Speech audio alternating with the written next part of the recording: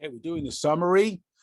We started off with the quote that we're familiar with, that the child, the fetus, while developing in the mother, is taught all of Torah until he's born. Then he's struck on the lip and he forgets it. So we asked the question, what is the point of this? And we explained, because it creates essentially the spiritual memory of this infinity of godliness that is then accessed through the Torah study as he develops. And this is in Shir HaShirim when he says, I've already disrobed, how can you ask me to get dressed again? But the idea is, yes, you can, because it can be brought into the inners and the personal.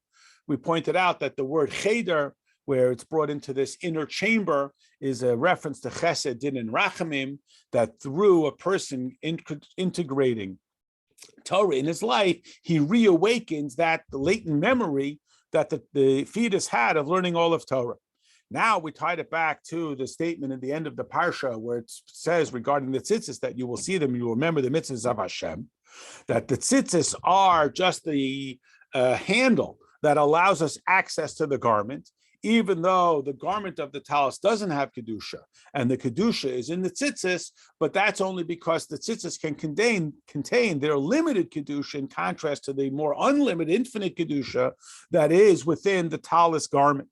And this is also indicated in the blue and the white strings, which is a reference to both the loisases, that's the blue, which is yiras Hashem, because it's yira that prevents us from violating, and the white, which represents the ases, that we are able to be driven and motivated to connect with Hashem via the mitzvahs, and that the necessity for constant vigilance, that our heart, which is more naturally inclined towards the material indulgences, should be countered by our neshama that prevents it, that is the heart, from running amok.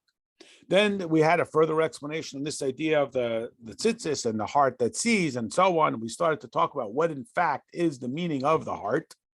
And we talked about the idea of Yesoid, that Yesoid is the way in which a quote higher, like a teacher, communicates to a quote lower to a student.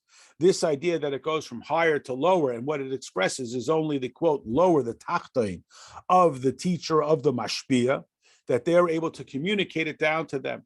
We talked about the difference between a tzaddik who restrains himself, a zehu gibor who is mighty, he who can restrain his impulses, and a chassid who has so completely transformed his heart that it is a natural ally with the intellect, which is more directed towards godliness. And this is illustrated by David HaMelech, who says, I hate those who hate God, even if they have many other virtues that may make them very desirable. But the fact that they hate God, and David loves God, so if someone hates my beloved, I have hatred for them. Which takes us back again to this idea of how we connect these various yesodis.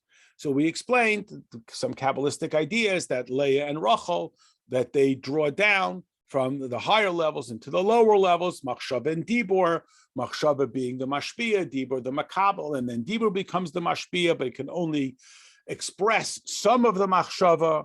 We talked about the hidden world and the revealed world, that the machshava is hidden, the other person doesn't know what I'm thinking about, and then it becomes revealed through the dibur. Then there's another mimer on Daf Mem Daled Amud Gimel, where it says, and so on. And we talked about the mashal that the Jewish people in Hashem are analogous to a bride and a bridegroom. And we spoke about the idea that Isha is so named because she's taken from Ish. And Isha is Eish Hey. The Hey is a representative of the very light. It's a not a harsh letter. It's a very soft letter.